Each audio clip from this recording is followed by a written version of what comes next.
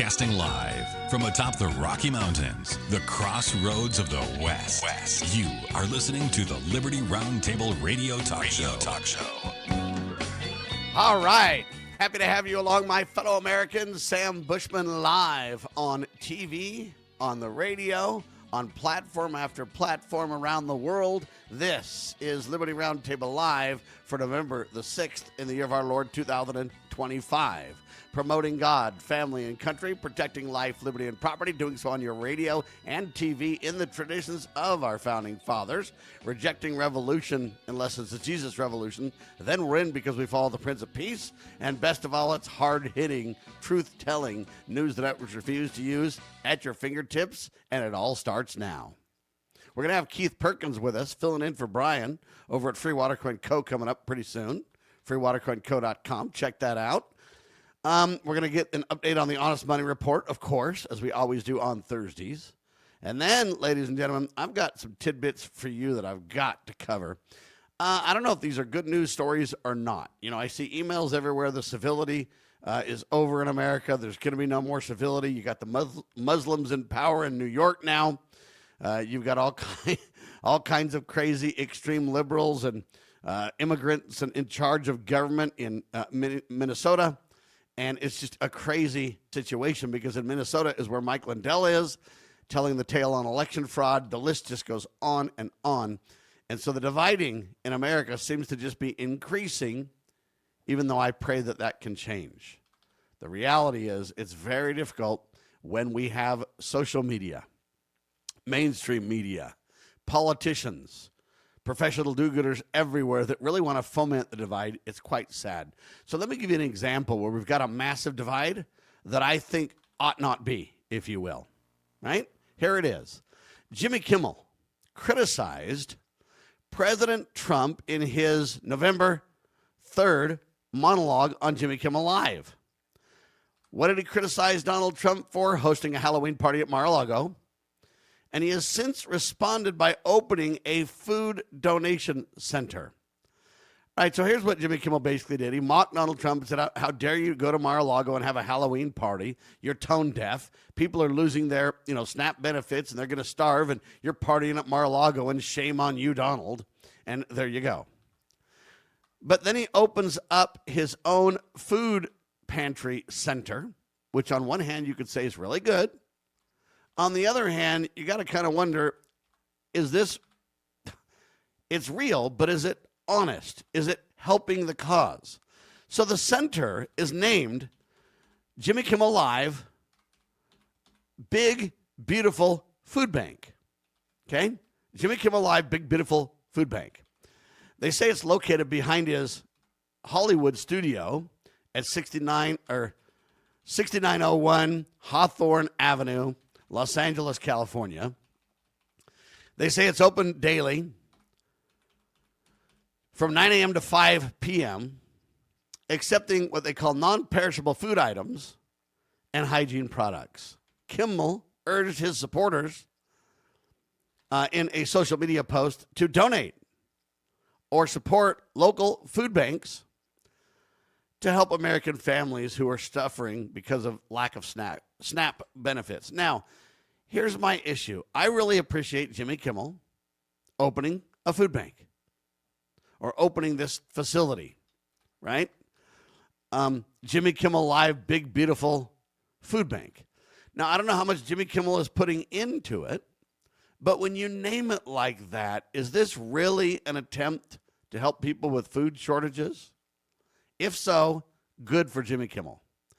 If it's named after Jimmy to try to get back in the limelight and do something good for society and attack Donald Trump at the same time and make sure that your name's all over it, then I'm not, so happy about that. I don't want to judge Jimmy Kimmel's heart. What I want to say is this. Do we have to have these dissident, contrarian, divisive overtones in this? If you really want to start a food bank, instead of trashing Donald Trump, instead of trashing anyone, why don't you just say, hey, we're going to start a food bank. We believe it's necessary. We want to partner with churches and nonprofits and all kinds of groups to make things better. Hey, please, everyone, donate to the food bank. There's a real serious need out there. And it should be a way to bring people together, Jimmy. It really should. And this idea that you're going to call it a big, beautiful food bank to kind of mock Donald, to put it in his face, you almost lose the mojo. I don't want to attack Jimmy. I don't want to attack Donald. I don't want to attack anybody. What I want to say is that we need Christians to step up here. We need nonprofits. We need philanthropists. We need everyone. And I appreciate Jimmy stepping up here. All right, 9 a.m. to 5 p.m., that's good. Kimmel urged supporters in the social media post to donate to the food bank or support local food banks. So not necessarily only his own food bank, which I think is really good. But what I don't want to see is you slight Donald in the process. Why do we have to have this political overtone to it? The fact is, God teaches us, feed the hungry, clothe the naked, right? And that's something that I think we should do, whether you're a Christian, whether you're a Muslim, whether you're Jewish. I think there's a thread of kind of kindness and service and bearing one another's burdens that are in all religious faiths. Okay? And so, Jimmy, shame on you for kind of poking in the eye of Donald on this. Shame on you for making it political and blaming Donald or blaming the Republicans, or then the Republicans blaming the Democrats blaming the Republicans. Look, the fact is SNAP has stopped. And the fact is we, the American people, at the state level, at the philanthropist level, at the private sector level, need to step up and fill in the gap. That's what I pray we will do. So this is not meant to be an attack, but it is meant to kind of say, hey, can't this be about opening a food bank and encouraging people, saying, hey, we have got to fill in the gap. Christians, it's time to do your duty, right? And not have it be political in nature. Can we take care of our neighbors? I saw an article when neighbors are taking care of neighbors more than we've done. This is a good thing, folks, not a bad thing. Amazon, for example, has done something pretty interesting as well. And again, they might be in it just for the money and the publicity and the whatever, but it's pretty interesting, to say the least. Amazon has introduced a 2025 Thanksgiving meal deal. It includes a butterball turkey. It's a frozen turkey. And then enough size to feed 5 people. It's $25. Think about that. A Thanksgiving meal feeding 5 people for $25. That's $5 a person for a good, nice meal. The bundle, they say, is available from November 12th through the 27th and can be ordered either online or through stores at Amazon Fresh and at Whole Foods markets with same-day delivery in, certain areas. The meal includes items, listen to this, home-style stuffing, mashed potatoes with gravy, green bean casserole, cranberry relish, crescent rolls, and a holiday pie. Now, you got to say that's a pretty decent meal. Amazon Fresh does not require an Amazon Prime membership for purchases. Now, Prime members do get extra benefits and extra delivery options and exclusive details if you're a member, but this isn't just for Amazon members. And I'm just saying this is a really good way to help people. I don't know how big the turkey is, or, when they say it feeds 5 people, but if you're one of those people that don't have SNAP and you've got a neighbor or a friend or a loved one or somebody, because it's Amazon, you can literally order this and give it to anybody. I mean, I live in Utah. I could give it to somebody in Florida or Alabama or Texas or, California, wherever. $25 and I feed 5 people. Now, I've got several family members and loved ones and people who could probably use this support. And let's say they have 2 in their household. What it really means is you've got a great meal and some tremendous leftovers. I mean, you could, eat a nice Thanksgiving dinner. Then the next day you could have some of the rolls with some of the turkey, put some of the cranberry sauce on it, a little extra, bean casserole or mashed potatoes, or even bring something out of your, pantry if you have any food, some soup with it. You could make 2 or 3 good meals out of this. If you don't eat a lot, or if you want to be, kind of sparing and everything, $25. And it means that anybody could give it to any family anywhere. I mean, I think it's a tremendous opportunity. Now, I'm not really here to promote Amazon necessarily. I mean, I like Amazon, and we all have a love-hate relationship with Amazon in many ways, right? But at the same time, this, in my opinion, is huge, and it's an opportunity. So, Jimmy, Mr. Kimmel, what I'd like to see is how many of these meals are you going to buy for loved ones? Are you going to say, hey, you know what, if you need to come to the food pantry and get some support, we've got these, $25 meal deals, and, hey, maybe people could just donate to that? I mean, there's so many options there for that. When we get back, we'll talk about CeCe's Pizza. They're doing something pretty interesting, too. And again, could it all be for the money? Maybe. But I'm not judging anyone's hearts. I'm just saying, when we find ways to feed people and clothe people and give people shelter and stability and safety, that's America, baby. This is Liberty Roundtable Live.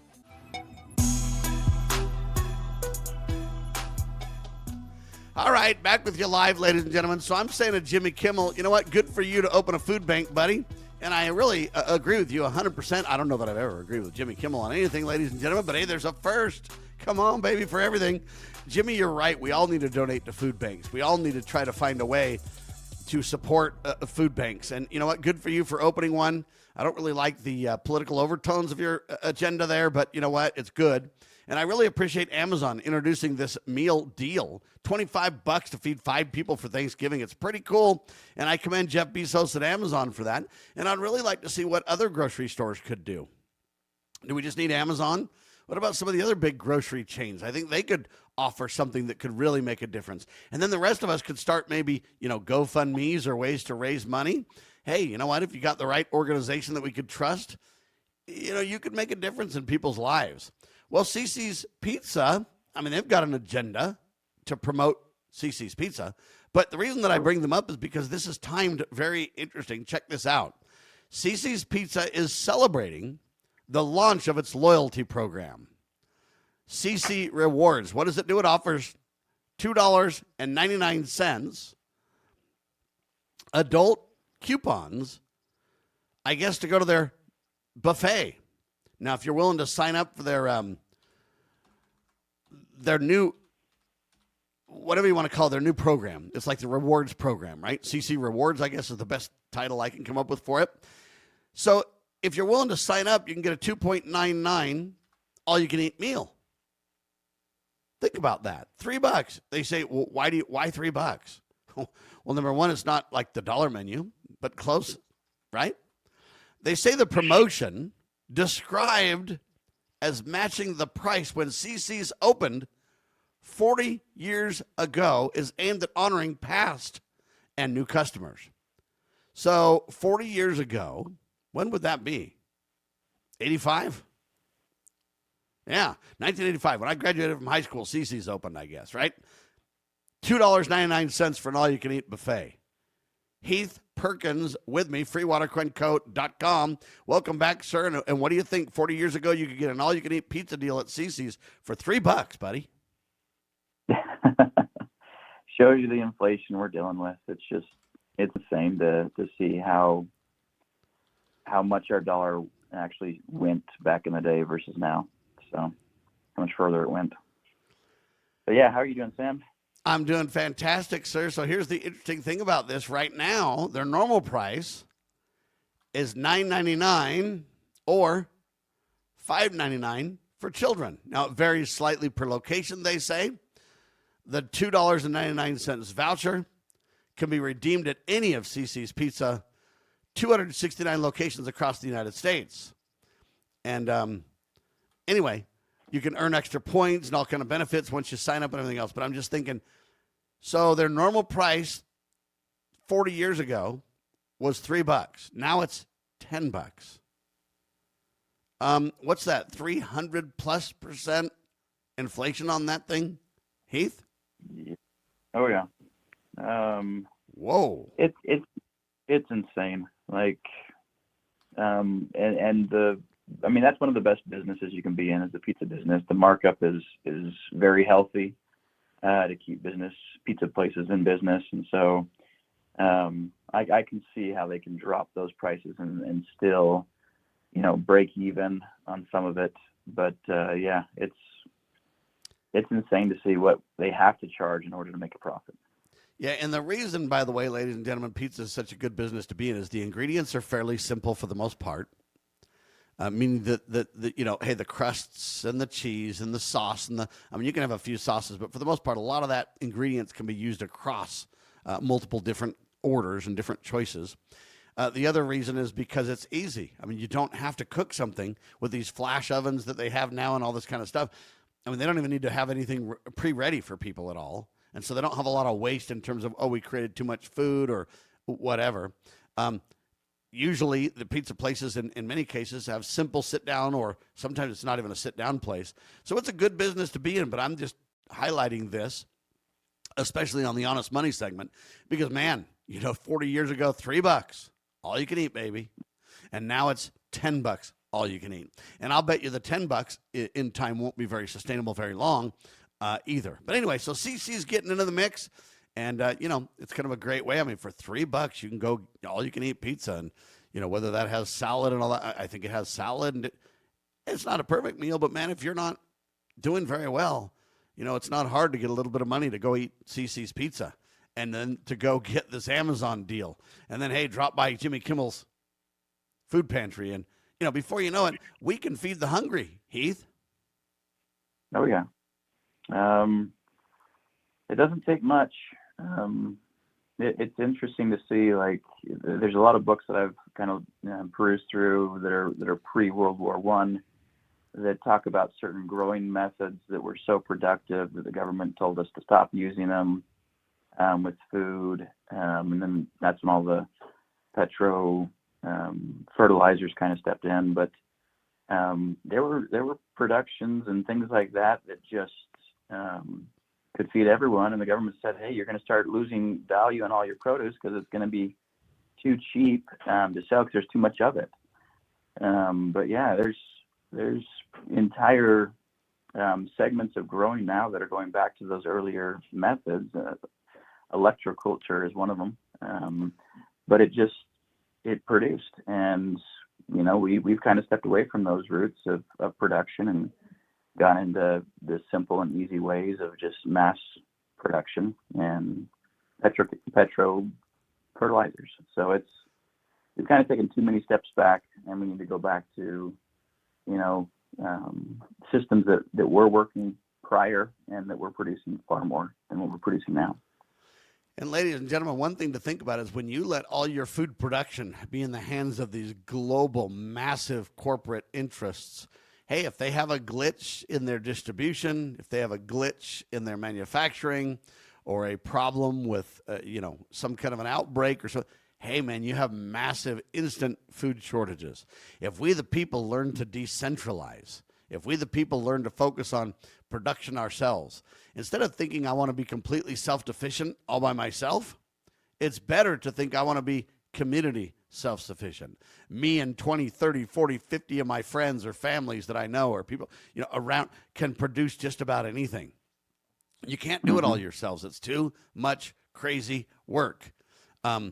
Especially with the lifestyles we want to have, you know, nice, big, fancy houses, AC in the summer, nice heating in the winter, you know, hey, that's not really sustainable all by yourself to make happen. It just isn't. At the same time, though, if you do community stuff, you can really make it happen. Somebody else, hey, they've got if you know, kill a deer or raise a pig or raise a cow, hey, they'll butcher it for you. They've got all the facilities, all the capabilities. You know, there's nothing wrong with relying on community people. Then they come to Sam Bushman when they want to work on their computers or they want to do this and that. And, you know, we could create this big barter community. And that's really what we need to do. Think about it. A silver eagle, silver dollar, ladies and gentlemen. Big money now. Used to be $1, but now it's big money. What's gold and silver looking at right now, Heath? Gold's sitting at $3,985.70. $39.85.70. Yep, and silver's sitting at $48.14. $39.85.70, and then 40. What was it? $48.14. 48.14. I'm writing it down for my show notes at the same time, guys, and I'm not very good at it. 48.14. That means that, you know, silver's even more up than we remember. I mean, it hit $50 or whatever, but then it dropped to 40. Now it's back up again. Silver's doing a little bit better than gold right now, even, right? Yeah, they're both kind of holding just underneath the 4,000, underneath the $50 range. but it's just relieving the pressure that we had over the last 3 weeks. You can't just have I mean, the silver bugs who are out there, they've been waiting for 40 plus years for that $50 high. And it happened and it held for 2 weeks. So the market is ready for additional highs. It just had to let off some steam with this pullback that we're seeing now. So now's a great time for anyone because it doesn't seem like it's cooling off. The market is still moving forward. Yes, there was this pullback. Yes, you have a few odd things that are happening in the market with refineries and others. They're only accepting pure right now versus anything that has additional metals outside of the bullion. And so you've got a few weird things out in the market, but the market's already accepted over $50, which took 40 plus years to do. They tried back in 2011, but it couldn't quite do it. And on silver. And so you're seeing this just hold underneath this, and it's waiting to push itself back through. There's not a lot holding it back anymore, because now the ceiling can be whatever the market truly directs it towards. It's the scarcity that's going to start being the concern that I'm going to start having. In other words, the paper plays aren't going to work anymore, folks, because people are realizing they need to take possession. And when that happens, it ain't going to be very good, because most deliveries will not happen. Make sure that doesn't happen to you. Heath Perkins with me, ladies and gentlemen. FreeWaterCoinCo.com. We'll continue in seconds. I just want to say this, though. Think about it. A silver dollar or, spot, 48, 14. So just say $50 for a dollar. That means you could buy two people the $25 Amazon meal deal. And that way you could feed 10 people for a dollar. It reminds me of a story I read. I'll tell you about it when we get back from the break. We'll also talk to Heath about some other interesting things happening in the economy. We'll do it in seconds. You're watching Liberty Roundtable Live.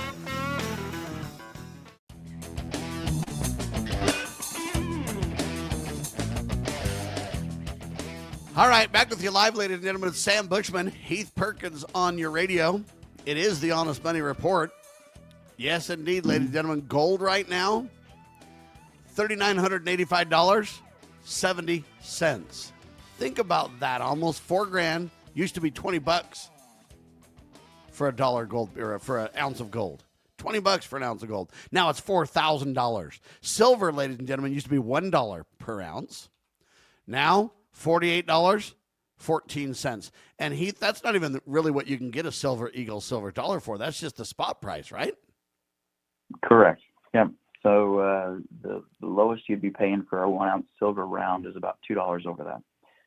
So just say simply $50. Yep. And then how about a silver eagle, silver dollar? Because those are usually worth a little bit more, right? Yeah, you're about $6 to $7 over on those, and so you're 54 to 55 on those. Wow. All right, there you have it, ladies and gentlemen. But you could literally buy 10 people dinner if you got two of those $25 Amazon deals. You can buy 10 people dinner for $1. Now, this is a funny thing. I was reading a book, and I mentioned a story, and I'll tell this story just a little bit. But a friend of mine started paying people back in the day when things were tough economically. He started basically paying people in silver dollars and everything, and the government came and said, hey, man, you can't be doing that. You're not paying the right taxes and everything. And he smiled, and he tossed the guy, silver dollar. He said, how much is that? How much can I buy with that in taxes? The guy says, he looks at it, says, well, it's $1. He said, okay. The guy never came back. What do you say to that, Heath? Doesn't that tell the tale? Well, yeah. I mean, it's real money. It's the only form of real money we've had for 4,000 or 5,000 years. I mean, the Roman Empire is already, gone and no longer exists, but yet their silver and their gold they issued is still silver and gold, still valuable.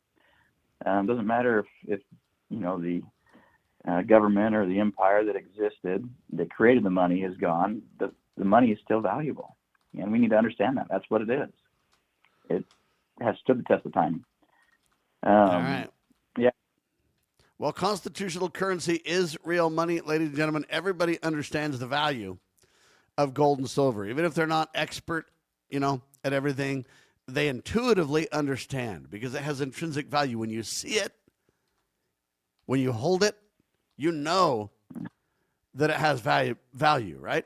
I mean, that's really, in my opinion, the key issue here. Well, that's real money, Heath, but I got a fake money story for you that I find kind of interesting. Headline says, fake movie prop money. Fake movie prop money has been found circulating down there in the Florida Keys. That's according to the Monroe County Sheriff's Office over there. And they say it's a big problem. The officials warn on a social media post that these $100 bills, well, they're marked as only to be used on the movie set, but they look real enough, and so people are passing them off, buddy. Earlier, the Key West Police Department had issued a warning about fake $20 bills on September 23rd, I guess following a business that reported them. And both of these departments, so the Sheriff's Office and the Police Department, have advised the public to carefully check their bills. So what, the government doesn't like competition? Is that the problem here, Heath? They don't like competition, and so there's something interesting that I've noticed been going on. They're trying to get us to lose faith in our currency as well. They want to go all digital. They've allowed China for the last however long to produce all these fakes that are flooding into our market at insanely cheap prices. So the Chinese aren't trying to rip us off, but they are being allowed to sell to citizens in the U.S. that are wanting to rip other citizens off. I get fake coins all the time, fake silver rounds, fake items. And it's interesting to see how, if you can allow your community or your country to lose faith in its currency, you can move and shift off to something that you want, which the central bankers want, which is a digital currency. And it looks like this isn't just here in the U.S. Like I've heard reports of this happening. I mean, I saw this in my mission when I was younger, and in Hungary, you had fake stuff there from the Chinese as well, way back, 20 plus years ago. This isn't something that's new, but it's starting to ramp up in higher volumes than we've ever seen before, and nothing's really stopping it. But it's to help us lose faith in our currency. I mean, if you lose faith in your coinage and in your paper money, well, what's the other alternative? It's, hey, here's a safe digital system over here that can't be broken, this blockchain kind of thing. I mean, that's the direction they want us to go. And it's that is now the big play for currency in the United States used to be so you've got two kind of ways to think about the dollar. What is it doing on the international or outside of the United States, and what is it doing inside the United States? For years, the communist Chinese play to manipulate currencies and play games with money has been kind of outside the United States. Domestically, it was a lot harder. Now, though, it seems to me that with illegal alien invasion, with the list goes on, society, civil unrest, now they're starting to make the play domestically as well, Heath. And that's kind of the shift that we're seeing. The problem is it becomes more holistic in its manipulative power, right? Yeah. Yeah, it's very simple to see. I mean, no one's stopping the influx of these. I mean, I can go on to Temu and buy $1 million worth of fake bills for $25. I can buy a bunch of fake silver Morgan dollars, for a couple bucks a piece. Like, they're not trying to rip off the initial purchaser, but they're putting up the need or the items that would allow that individual to then rip off a fellow citizen. I mean, it's almost like they're setting this stage, and it's really getting discouraging to see these large platforms that are offering. I mean, even Amazon. You can go to Amazon, you can see the fake $100 bills, and it's not a lot for $1 million fake $100 bills. It's kind of worrying, but we were always putting things in place, and they always have a different feel. So if you use a lot of money and a lot of cash, like most coin shops do, you're very familiar with the feel of money, and so there's a very distinct difference between the two.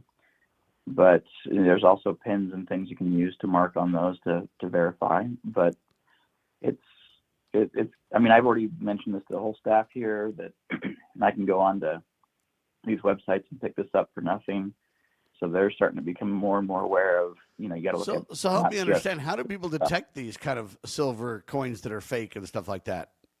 Is there an easy way for the average person to kind of detect it, or do they need to bring them into someone like you to run some tests, or how do they know? The easiest way to detect anything is comparison. With a good eye, focus on details, and a comparison. Okay, I still don't know. That's when you would come into your shop and say, okay, and there's devices that the shops have that can test,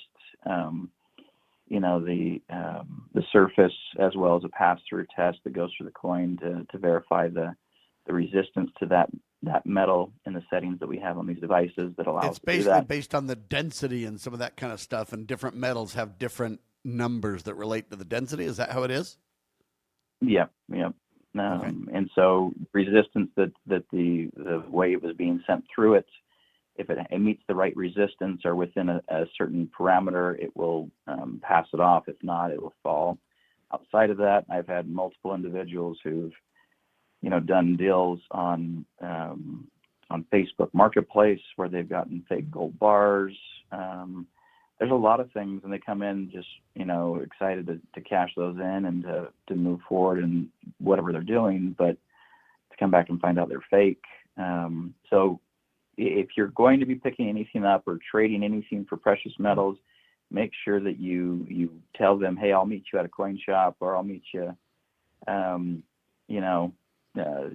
wherever you need to, but with someone who has a refiner or someone who has a machine that can actually test that coin and verify, because that's the cheapest cost you'll ever spend towards, instead of picking up a fake 1 ounce gold bar. Like I had one guy pick up about 5 of them.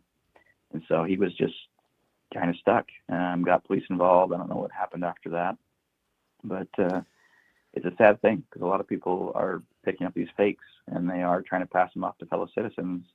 They really can't pass them off here because we have the machinery to detect it. And so they know they don't want that. And if you sell anything to a coin shop, you got pawn shop database you're part of. So the point is, what you're saying is usually the person that walks in is not the one that's responsible. They just got duped, or else they probably wouldn't be there, is the point, right? Exactly. And that's all right. the part. Hang tight. Heath with me, ladies and gentlemen. We're talking about freewatercoinco.com. It's important to learn about honest money. And boy, have we seen the Federal Reserve betray us all with the current prices of gold and silver. Liberty Roundtable live in seconds.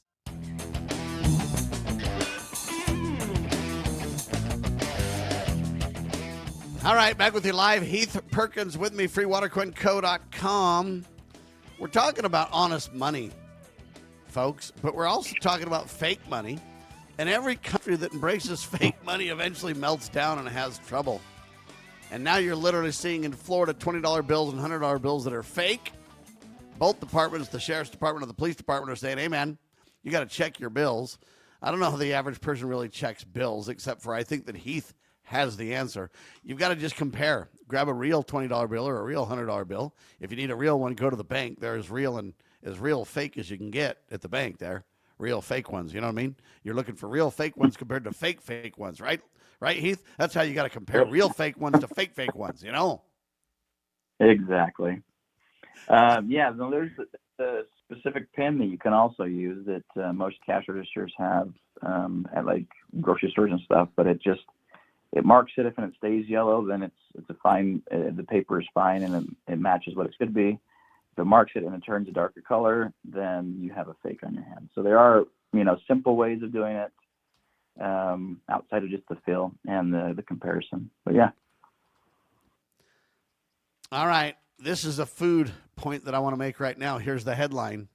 China's hands are in Americans' bacon and hot dogs and other meats. We should be very concerned, new report says. And so they go into this. China has really made some moves into everything related to our food, whether it's the chemicals used to to protect plants from bugs, whether it's, special fertilizers to help the plants and crops grow, and they've bought American companies.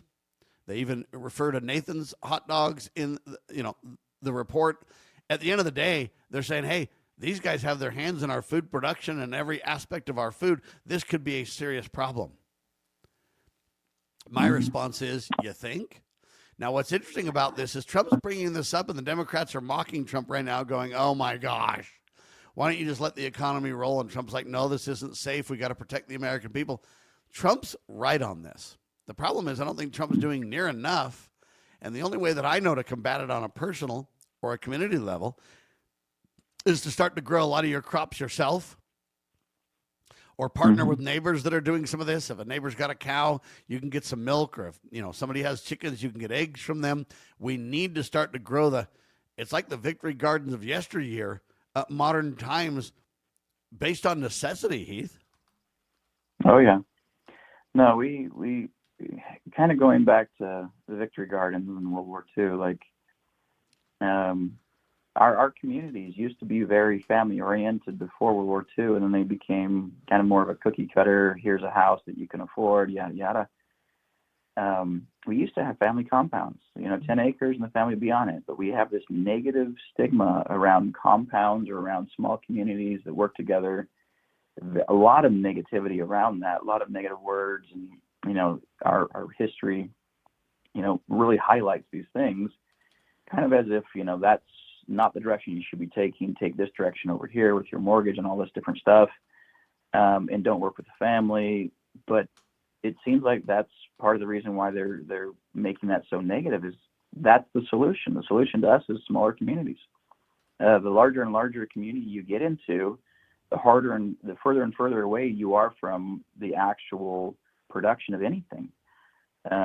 When you can kind of get back to what reality is and actually producing real food and your real needs, you don't need a huge community to do so. There's no need for all of that.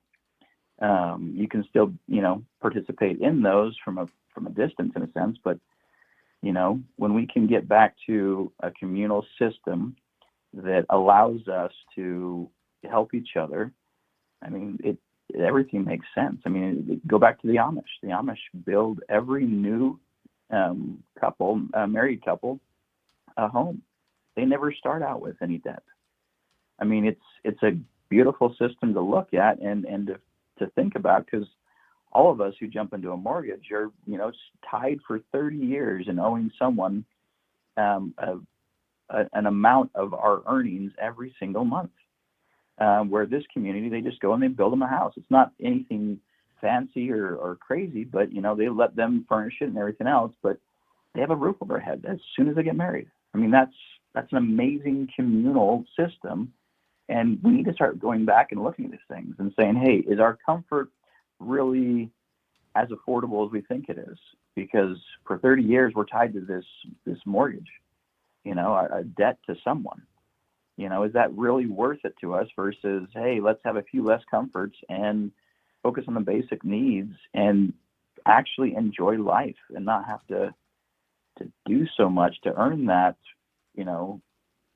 income every single month for that mortgage. It's insane how much. Well, and there's solutions if we would just heed to them. One of the things that they used to do in yesteryear is multi-generations would live together, and they'd live together long enough for people to make enough money to get a solid down payment and get a reasonable interest rate and a reasonable, mortgage payment. Even that can help.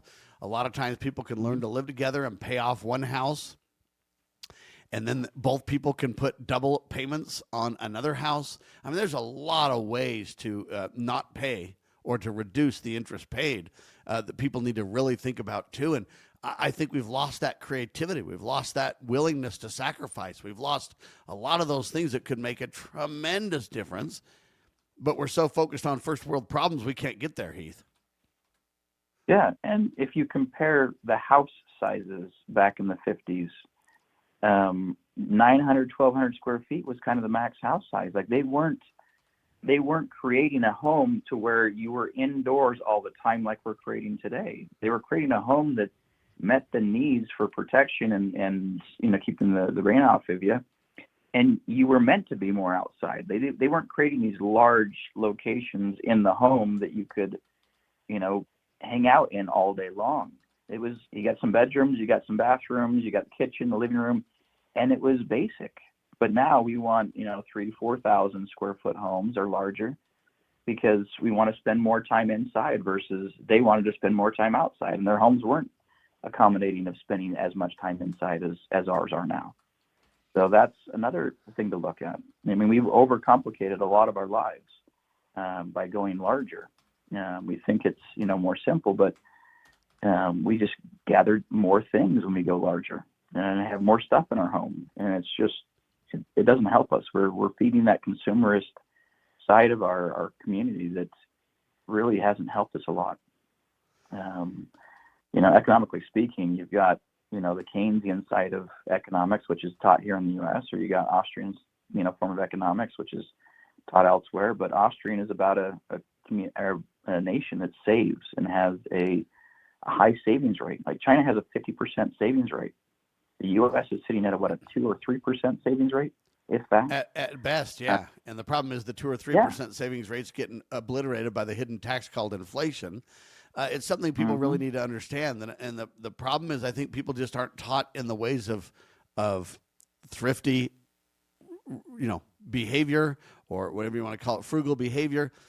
We need to really work on that in our society, though, because I don't think we have the crisis we think we have.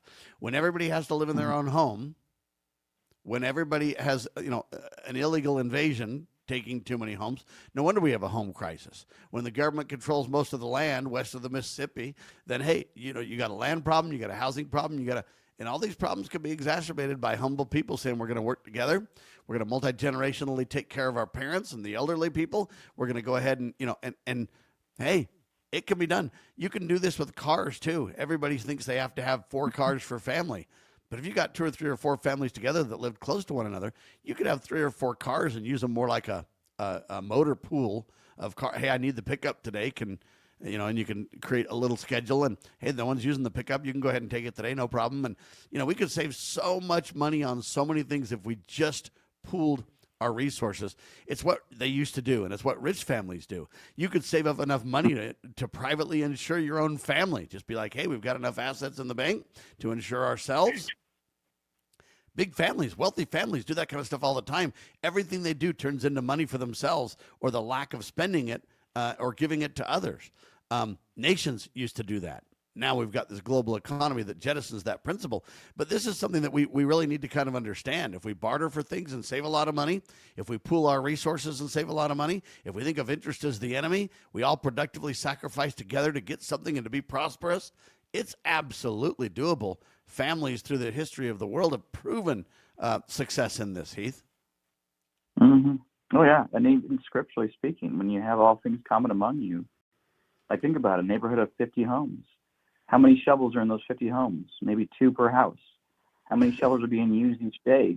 Maybe 5 at max. If instead of having to buy 50, you only had to buy 5, like how much money could you save? Same thing with automobiles. If you had a community that was using, the main automobiles, you could reduce that 50 homes could reduce their overall spending by hundreds of thousands of dollars. When you start seeing all things common among them. And we're far from it. We've got a long way to go before anything like that happens. But when those communities came together and there was all things common among them, they prospered exceedingly and quickly. And there's something to that. It's all about solutions, ladies and gentlemen, and that's why Liberty Roundtable Live wants to be at the center of it. We don't want to just complain about the problems. Yeah, we're willing to highlight and truth tell about the issues. We also want to provide productive, realistic opportunities for you. We never want to present a problem without a solution. You might not like our solution. Nevertheless, they're time-tested. We study history. Heath Perkins, thank you so much, my friend. Yeah, you're very welcome, Sam. It's good to be on. We'll talk next week. Heath Perkins is with freewatercoinco.com. You've got a buddy when it comes to knowing if your money's real or not. and somebody to help you understand the value and invest right for stability and prosperity. I'm Sam Bushman, lovingliberty.net. Spread the word. God save the Republic of the United States of America.